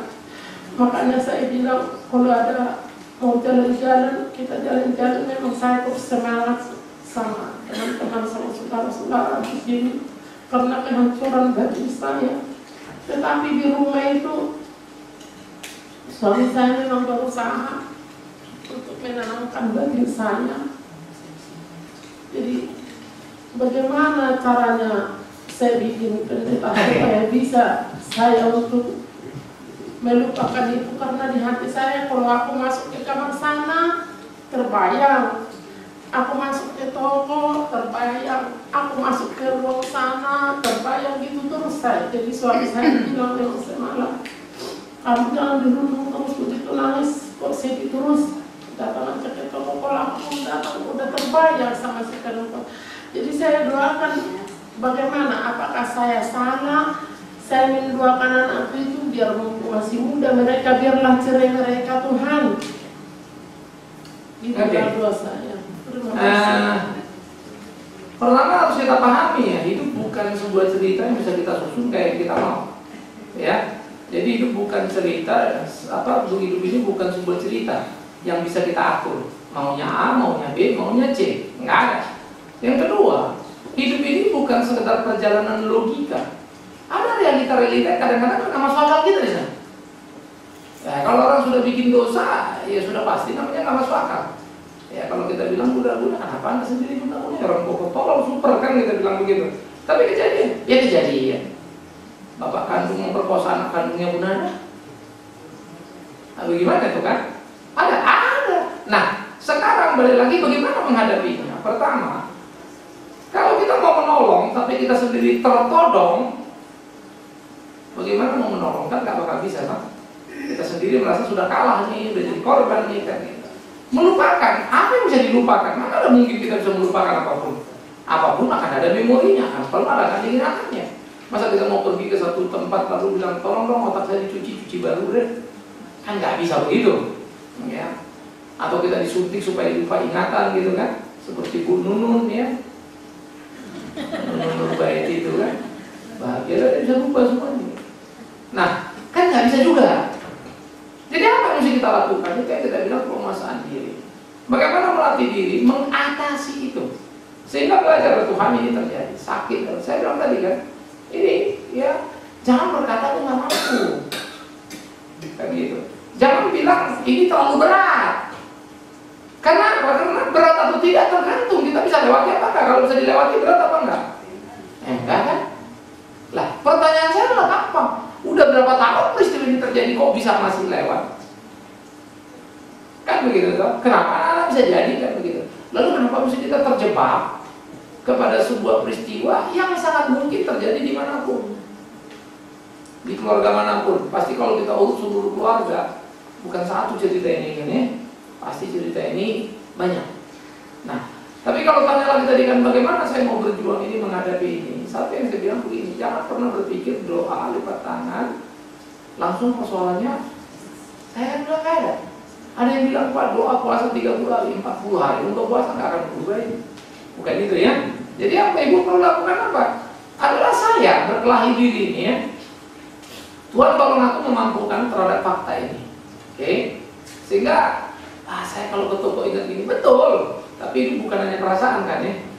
Ada juga logika di sana. Ya. Kalau kita pergi ke satu tempat ada musuh, tapi kan bukan cuma musuh, ada kawan kan ya. Kenapa bukan kawan kita yang kita besarkan hubungannya? Kenapa musuh kita yang kita besarkan lalu kita nggak datang? Kenapa bukan hubungan dengan kawan kan begitu? Supaya kemudian kita datang dan bisa menjadi pelajaran bagi musuh kita kan begitu kan? Nah, jadi caranya adalah menempatkan persoalan itu jangan menjadi kebuntuan dalam pikiran itu. Ingat itu sudah terjadi, tidak bisa segera berubah seperti yang kita mau, bisa terulang lagi, siap-siap aja semua. Yang penting bagaimana melakukan ini. Kalau satu bisa kita lewati, dua jadi mudah. Karena kita merdeka itu sebagai orang merdeka, sakit-sakit. Pergi kemana harus pergi, masuk ke kamar itu mau ke kamar itu. Kalau kebayang-bayang ini jangan bayang-bayang itu, kalau itu nggak bisa habis itu. Jadi nggak akan pernah itu selesai. Nanti kita lihat kasus orang nanti orangnya yang kesedihan kan, nanti suaminya dia, atau kita ingat lagi kasus kita, selalu kan begitu, nggak bisa lari loh. Itu memori namanya ya, nggak bisa kita cuci. Jadi itu yang mesti kita hadapi dengan cara mengatasinya. Pergilah ke tempat di mana kita nggak suka, pergilah ke tempat mana yang kita membuat rasa benci itu, disitulah kalahkan. Kalau ingat Tuhan tolong aku, memang fakta itu sudah terjadi. Buat aku tegar untuk bisa menyikapkan diriku sebagai seorang yang kenal Engkau. Ya. Nah itu yang mesti dimainkan. Tapi suami saya ini hebat Pak, saya sudah berubah, suami saya nggak berubah, saya baik, suami saya baik. Emang waktu Tuhan Yesus baik, kita baik? Ada yang baik terhadap Tuhan Yesus yang baik itu? Nggak ada kan? Semuanya rame-rame menyalib ke Yesus. Itu memang judul hidup itu. Ya, jadi jangan berpikir kalau kita baik semua orang akan baik. Belum tentu. Tapi banyak yang baik, pasti juga nggak semua jadi jahat kan gitu.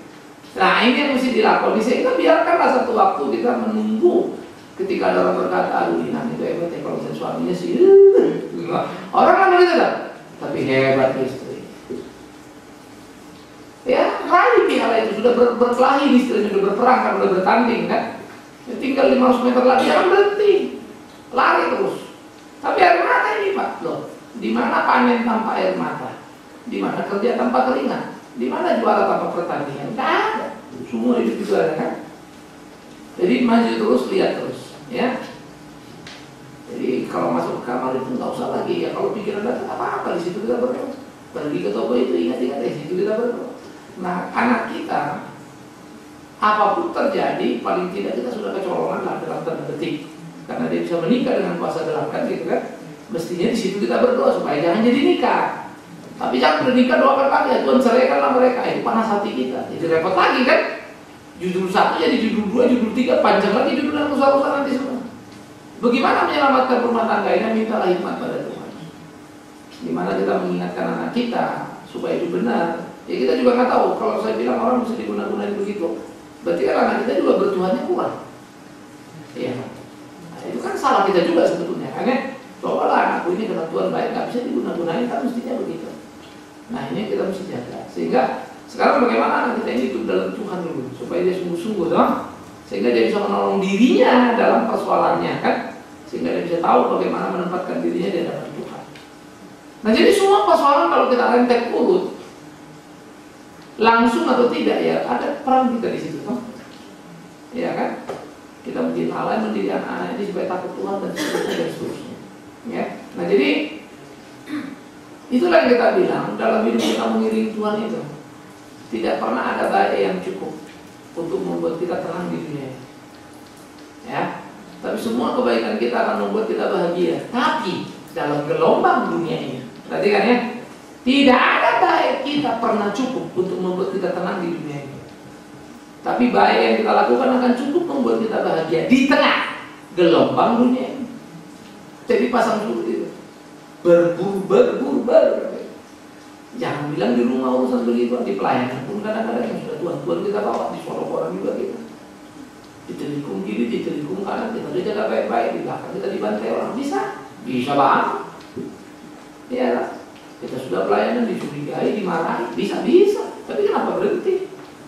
Emang kita melayani siapa? Tuhan kan, maju terus. Ya. Nah, jadi saya harap itu yang diterapkan dalam hidup rumah tangga, dalam hidup keluarga ya. Jadi nggak usah racuni anak itu ya. Itulah bapakmu ya. Dua-dua kalian supaya ditabrak mobil itu. Jangan.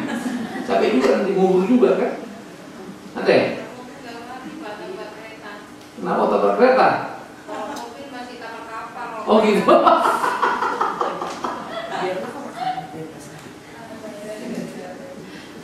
Jadi itu yang kita bilang, hidup ini manis ya. Jalan di mana? Pos pelan. Ini boleh tanggung saudara. Kemarin deh ya. Baik nonton bala. Nah, soalnya duitnya dua. Sama bawa.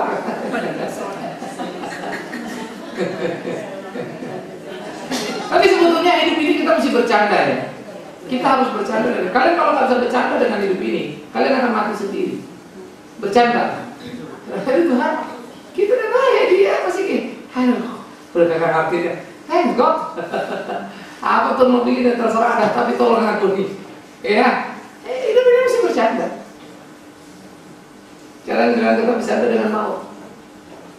Ya, nah itulah seni hidup yang gak gampang.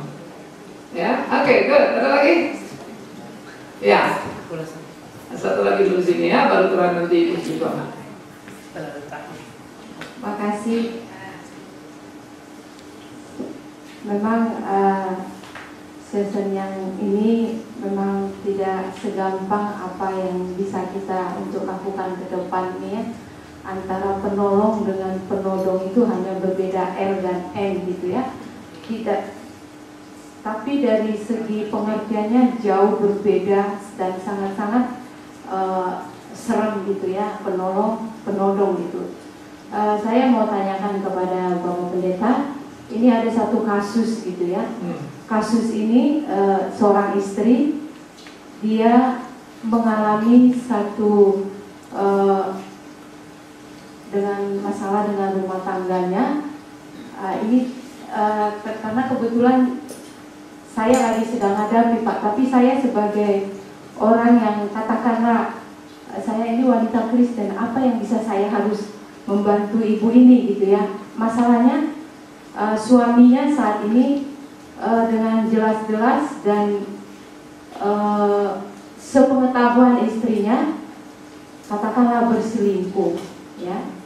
Tapi ibu ini tahu gitu, dan bahkan sampai sadisnya Bapak Ibu ya, sampai hal-hal untuk memenuhi keperluan daripada suaminya saja ibu ini rela untuk memberi begitu ya, dengan senang hati gitu. Saya pikir ini wanita ini bagaimana gitu ya, ibu ini kok setuju dengan perlakuan daripada suaminya begitu. Sampai hari ini hal itu masih terjadi begitu. Lalu suatu ketika ibu ini sharing dan dia katakan itu kepada saya, dan saya rasanya tidak bisa untuk memberikan jawaban gitu Pak. Jadi untuk pulang ke rumahnya juga Bapak ini agak segan gitu ya. Sementara anak-anaknya itu mulai dari kecil sampai ada yang sudah menikah, tidak ada tanggung jawab sama sekali begitu. Tapi ibu ini berkelakuan baik terus kepada suaminya sampai hari ini juga. Dan suatu ketika kami kunjungan kepada bapak ini, dan kebetulan ada di rumah istrinya yang tua ini. Hampir dari tahun 72 saya tidak pernah ke gereja, kata suaminya, pengakuan gitu ya. Lalu kita berbincang-bincang, sharing, akhirnya suaminya sudah masuk ke gereja sekarang ini. Tapi kelakuan suaminya yang sekarang ini tidak bisa dilepaskan begitu Pak. Jadi ibu ini meminta kepada saya harus bagaimana? Apa yang sudah kita pelajari tadi itu dia boleh lakukan dalam setiap hari sampai hari ini. Lalu apakah kita tidak salah Pak untuk membiarkan suami kita terus jatuh di dalam dosa kalau kita tidak mengambil satu tindakan atau sikap begitu Pak? Terima kasih. Tindakan atau sikap apa yang bisa kita ambil? Cerai, salah. Marahin dia, emang dia bisa berubah kalau dimarahin. Sehingga memang tiap kasus unik pada dirinya, harus dilihat pada dirinya. Tetapi tidak boleh satu kasus membuat kita berubah dari baik jadi jahat. Baik adalah tetap baik. Tetapi disiplin kan tetap disiplin dong. Tegur kan tetap tegur. Itu kan bisa jalan. Mengingatkan dia. Kalau dia sudah sadar, ingatkan. Artinya umur kita masih lanjut. Apakah kesalahan harus kita teruskan? Urusan perselingkuhan sempat keluar rumah, apalagi kalaupun akhirnya berakhir, seringkali memakan waktu tahunan. Nggak ada urusan sebulan 2 bulan. Satu orang kemudian datang ke konseling suaminya, konseling istrinya, oke. Saya bilang kalian buat prepare baik-baik, tapi kemudian ada nggak bisa Pak, kita datang ke pengadilan, ya udah ngilang. Udah ngilang ya, jalan ke pengadilan, udah kita dampil mau bubar kan gitu kan. Jadi sudah pengadilan jalan berapa kali, tapi kemudian kita dengar lagi kabar, akhirnya kita nggak jadi cerai, ya tetap satu rumah. Dia bilang di sudut poin. Ya, memang harusnya kan begitu. Karena saya bilang janganlah, kenapa mesti diurusin, kenapa mesti cerai. Tapi saya juga ngerti beratnya persoalan. Nah lalu kemudian mereka nggak jadi cerai. Pertanyaannya begini, kira-kira suaminya masih bisa ngulangi lagi nggak? Kalau saya ditanya, mungkin. Ya. Nah karena itu punya harapan dalam konten ini, oh nggak bakal lagi, nanti dulu. Semua hidup ini serba mungkin. Tapi bagaimana kita menghadapi kemungkinan? Nah itu yang jadi penting.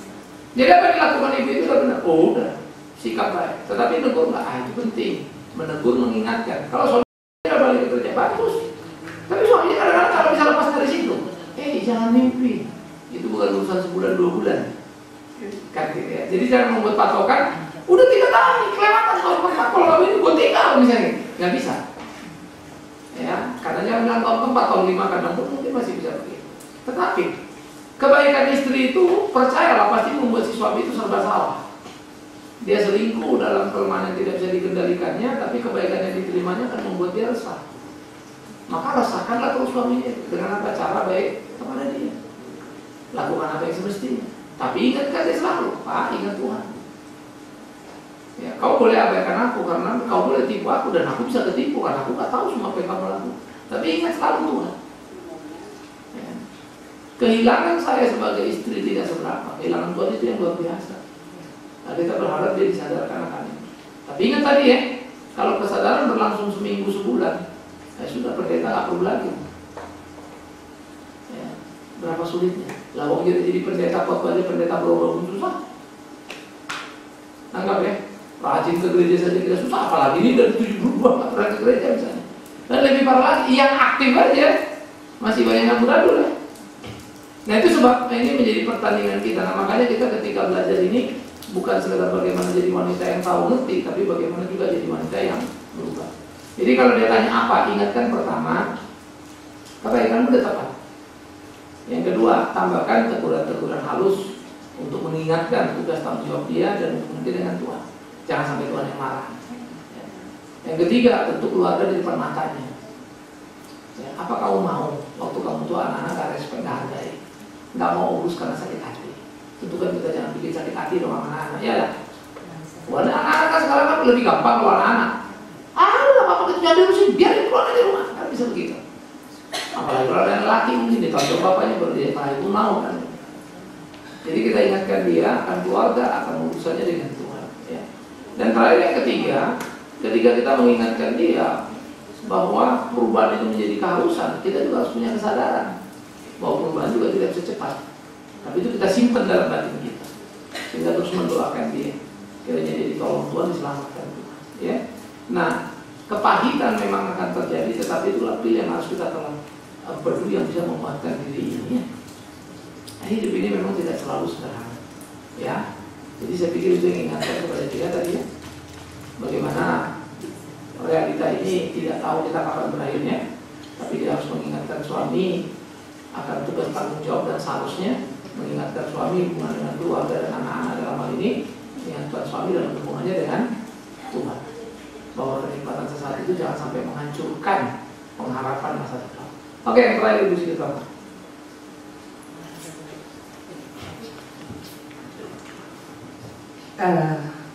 Yang mau saya tanya ini loh Pak. Sebenarnya suami saya itu baik, terus terang, ganteng lagi. Baik sekali memang saya akui, tapi dari dulu memang dia bilang, kamu ikut ke sana, ikutin. Saya di post ini. Oke Pak, saya bisa ke sana, bisa. Terus kalau memang dia pelayanan selalu saya ada, pasti saya ada di mana dia. Sampai orang mengatakan, waduh, ini 2 Juli pasti ada. Di mana kalau satu orang pasti ada di situ gitu ya. Akhir-akhir ini dia nyuruh saya, udah Pak saya bisa jadi ini, bisa. Di gereja saya ada pemilihan. Udah ketua, jadi ketua. Memang selama ini saya tolak karena saya harus ikutin suami saya harus begini gitu ya. Karena makan gak bisa ditinggal. Memang itulah kehebatan kami ya Pak ya. Ngobrol dari jam 7 sampai jam 10 nih. Dulu. Jadi kalau sekarang saya udah ngikutin yang ini dia suruh, gak bisa lagi seperti itu. Karena saya harus jam sekian apa? Sibuk. Akhirnya sekarang ngeluh. Itulah, kamu sudah lupa panggilanmu. Waduh, padahal saya harus hadir ke teman-teman saya, harus pasca, harus ikut ke sana, harus ke sana gitu ya. Ada orang sakit harus, karena udah ketua. Jadi saya bilang, aduh Pak, gimana ya? Kan Bapak yang nyuruh. Dia bilang, iya saya suruh, tapi bukan jadi meninggalkan aku terus-terus. Aduh, saya jadi problem nih sama saya. Aduh gimana? Tadi pagi sampai saya bilang, Pak saya pergi nggak? Kemana? Ke Antioquia udah biasa Pak. Hari Kamis. Ya terserah deh. Aduh, saya nggak pergi deh. Makanya saya terlambat Pak. Gara-gara itu tadi. Saya bilang, udah deh nggak usah. Ya udah nggak usah.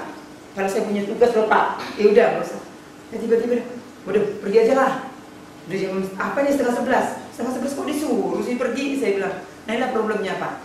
Dia yang nyuruh saya, dia yang nyetop saya, gimana kira-kira menghadapi ini Pak? Saya jadi bingung. Terus terang. Terima kasih. Jangan bingung pegangannya.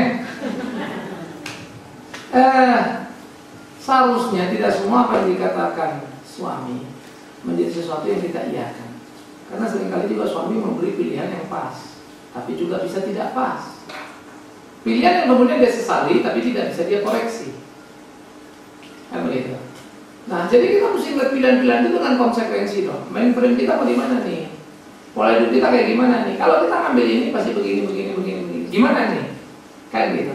Nah, itu yang mestinya dipikirkan. Sehingga ketika itu tidak bisa terpenuhi, mestinya jangan dibuat sebuah keputusan kan begitu. Karena tiap keputusan kan ada konsekuensi. Sementara pelayanan kan bisa kita garap dalam kebersamaan, sehingga membuat kita terus bersama kan. Tapi kalau sudah berbeda alurnya, memang jadi membuat kita terpisah. Itu kan konsekuensi pilihan. Ya, nah ini yang mestinya dipikirkan, dilakoni gimana ya supaya ini tidak menjadi ritme yang terpisah, tapi harus ritme yang satu dan sama tadi itu. Nah, saya pikir perlunya untuk diskusi pelan-pelan lagi, merestrukturisasi sebetulnya ini sudah tepat apa enggak. Nah, yang kedua, kalaupun dia misalnya mau tapi dengan konsekuensi tadi siap terima. Nah, kan kalau dia kan mungkin iya memang langsung, tapi bukan berarti tinggalkan, padahal memang benturannya adalah benturan waktu kan, memenuhi yang disuruh ini pergi kan begitu. Sehingga sebetulnya dia lebih cenderung kemana sih? Mau bilang jangan pelayanan mungkin dia rasa guilty, ya. Tapi bilang kamu pergi lalu kita kehilangan apa yang kita punya, dia rasa loh kok jadi begini. Nah itu mesti dibawa dalam diskusi yang bukan lagi basa-basi. Ya, kita mesti pikirin kalau begini akan begini, kalau begini yang bagus yang mana? Kita mesti duduk bareng-bareng hitung semua konsekuensinya. Siapkah kamu kalau begini? Siapkah kalau begini? Nah sehingga dipilihlah mana yang membuat kita kemudian tidak terganggu dalam posisi awal yang kita memang butuhkan dan memang harus dipertahankan. Kan gitu. Sehingga itu menjadi bagian yang serius, tetapi jadi keputusan bersama. Konsekuensi itu penting sekali.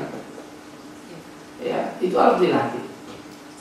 Saya selama sampai makin kemari, istri saya nggak pernah saya boleh khotbah dalam pengertian pure ya. Kapasitas dia lebih dari cukup. Saya bilang nggak usah, jangan dulu, biarin gue khotbah. Bu nggak mau di rumah ada 2 pengkhotbah. Kita nggak ada self control, nggak ada kontrol lagi. Ya, sehingga saya khotbah ya mereka kasih masukan, kasih omong, kasih apa, biasa sekali ya. Ya. Tetapi dia makin kemari, saya mau melepas dia, tapi pelan-pelan. Mana lagi ambil bagian begini, kalau konselingnya saya suruh. Tapi itu pun ritme dijaga. Kenapa? Karena kalau dua-dua kita bergerak ke situ, anak nggak urus, mengawat kita nanti. Ya, kan? Kalau saya suruh dia khotbah misalnya saya kasih keluar khotbah sana sini, amplop itu bertambah loh. Jujur aja kan, kalau gereja dari undang, iya dong. Ya. Kalau saya kayak nyuruh, Pak Bima gini, nggak bisa, bini gua aja, pasti semua gereja juga nggak mau. Tapi kemudian saya kan meracuni rumah tangga saya nggak mau. Bagi saya ini penting. Kayak gitu.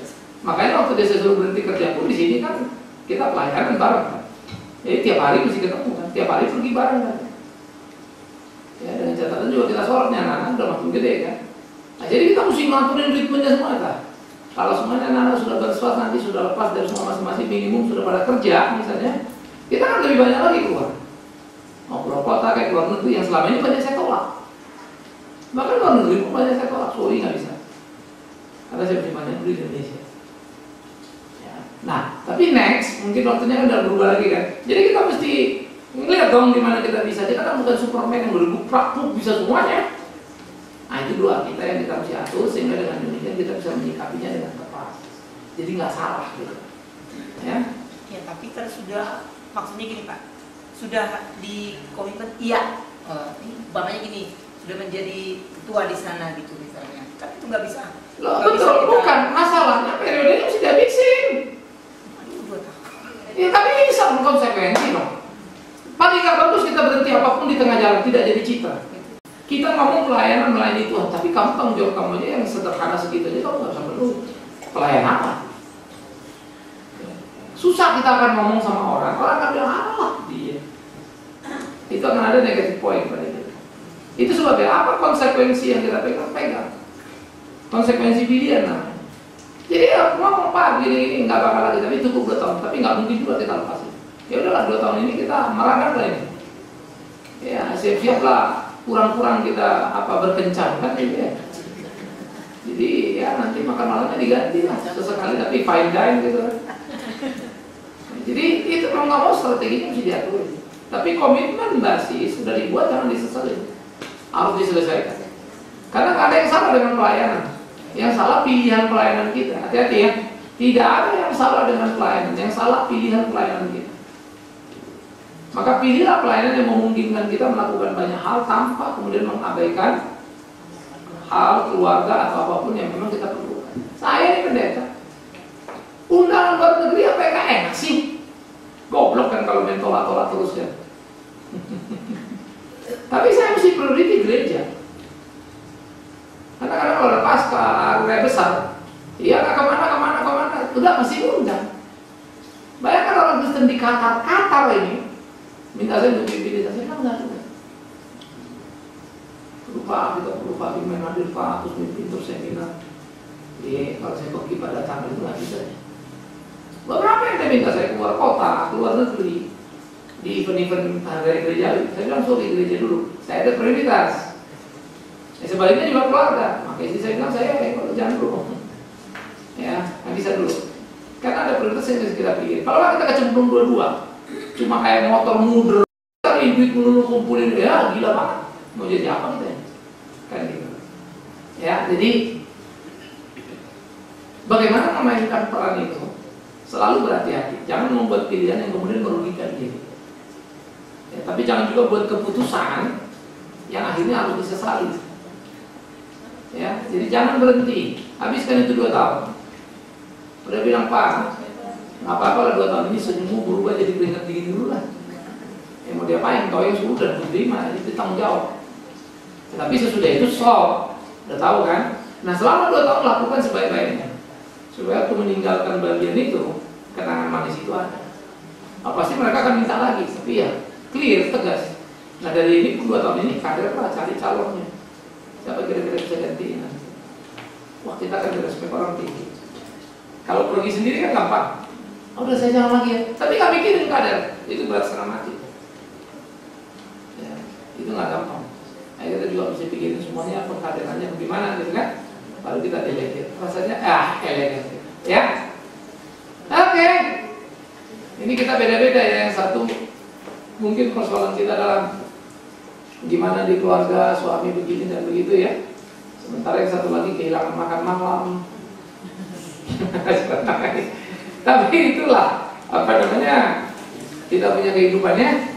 Jadi yang kita mesti jalani sama-sama. Oke, Tuhan menolong kita, Tuhan memimpin kita bagaimana memaintain bukan saja hubungan dinamika pelayanan kita dengan suami bareng-bareng, tetapi romantisme kehidupan keluarga kita khususnya dalam konteks suami istri, supaya kehangatan hidup itu dirasakan ya.